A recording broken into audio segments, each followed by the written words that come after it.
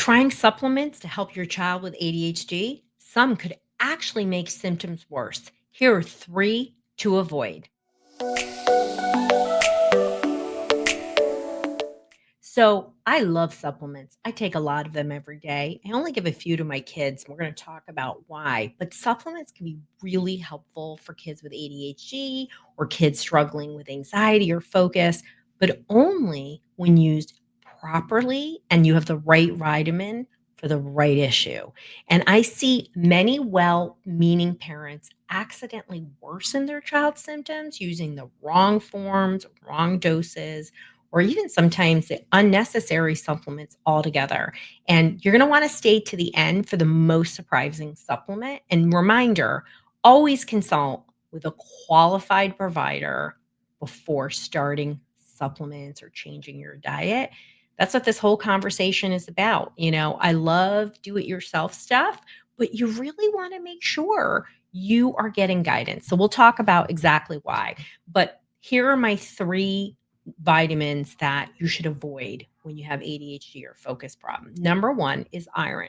And the reason why parents try it is because they think and they've read, that your child has low energy, poor focus, and that they might have low ferritin or iron levels.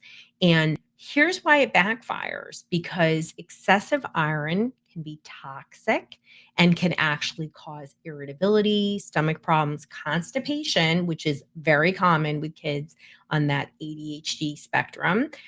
It can lead to aggression or worsened hyperactivity. And just know that children with ADHD, even though they might have low energy levels, uh, might not automatically be low in iron. So, what you want to do instead is have a provider. You want to have a provider test all your levels, but you want to have them test iron and ferritin levels before starting any supplement with iron, because a lot of times it's in other supplements. So you want to read those labels and then always work with a healthcare provider who is monitoring your levels. It takes some time for it to build up and show up in the blood. And if your child is low, you definitely want to have a provider be checking it and supplementing it carefully, right? So the number two vitamin is actually B vitamins. And the same reason parents try iron is the same reason they try B vitamins because B vitamins support mood and focus. It also supports, of course, energy. And some parents think, well, I'll just jack them up in B12 and that will help them focus in the morning. And I get that. And we're going to talk about why it's a problem. So, this is why it really backfires because many children with ADHD are sensitive to certain B vitamins, especially B6 and folate and niacin, because of MTHFR genetic variants. And there are two, and it's C67T, A1298C. And these variants can be a single or a double, and they affect how the body processes the B vitamins. And basically, you're lacking an enzyme and you can't properly utilize it. And as a result, high doses of B vitamins or the wrong form of B vitamins can build up in the body instead of being used properly. It can lead to irritation, it can lead to anxiety, restlessness, mood swings, and sensory overload. I mean, it can feel really awful. And that is why it's important for kids to get the right dose of B vitamins, especially sensitive kids. So, what do you do instead? So, number one, you really want to test for this genetic variant. I know everybody who works with me one to one in our brain behavior reset program, I recommend genetic variant testing. It's been insightful. Like I've had people where, they it looks at how it's nutrigenomics. That's the type of thing that I use. So it looks at what are the nutrients affecting your behavior, mental health, and physical health, and how can we what I do is I work with people and we figure out what are the foods you should have, which foods you shouldn't, and the same thing with nutrients, because a lot of us are just blindly going into, yeah, let me take this supplement, let me take that supplement. I had this great family come this week, and this is all new to the family, and they have pretty heavy duty mental health issues from everything from, general anxiety to psychosis and everything in between.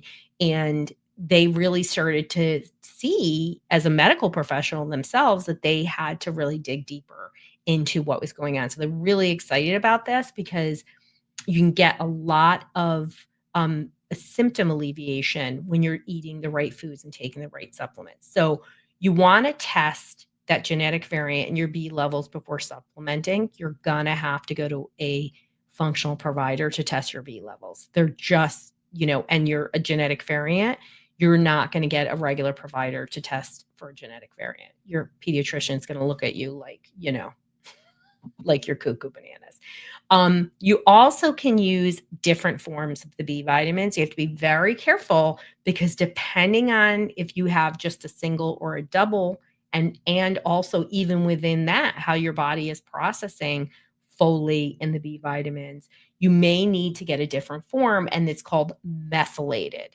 right? So for some people, just the methylated form, like myself, because I have MTHFR, helps me, right? But now my husband has it. He can't touch any of the B vitamins. He gets very irritable, which is so atypical of him. Like he is just always in a good mood. Thank God. Um, but so there are other forms that you might be able to take, or some people, again, just to avoid it altogether, or it's going to lead to a worsening of symptoms, right? If you already have an impulsive, irritated ADHD kid and you're giving them the B vitamins because you think it's going to help and they're irritated, this is probably what's underlying it is this genetic variant. If you've ever wondered, could a vitamin be making my child worse?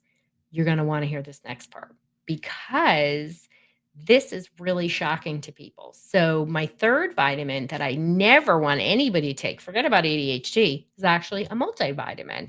And the reason why is there are many reasons, but number one, a lot of these multivitamins, hello, who took Fred Flintstones when they were a kid? Are filled with artificial colors and fillers, a lot of junk. And they are very, very low in nutrients. And there's not enough in there to actually do anything for your kids' clinical issues. So I know most parents are giving it because they say, well, cover all the bases. I need a good multi. I mean, back in the day, I used to take Centrum. Now it's like, what are you, cuckoo? Nobody does that. So it backfires really because there's red dye, yellow dye, sweeteners, preservatives, just a lot of junk, which actually can make your kid's ADD worse.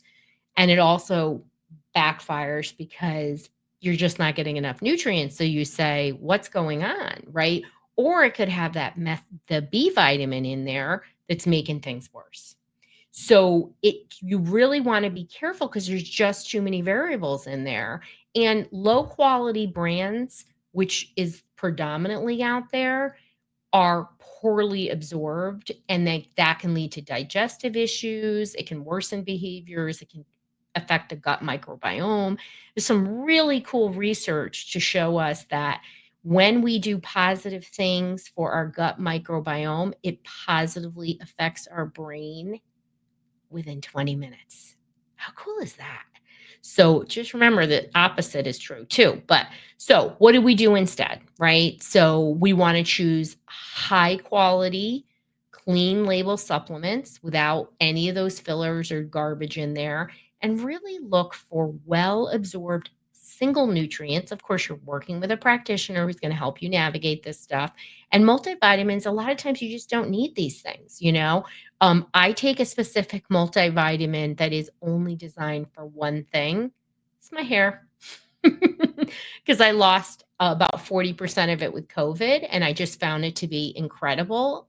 It restored my hair. It took a really long time, but it has like a lot of things that help you in perimenopause. So I stayed on it, but it's not broad. It doesn't have a million things.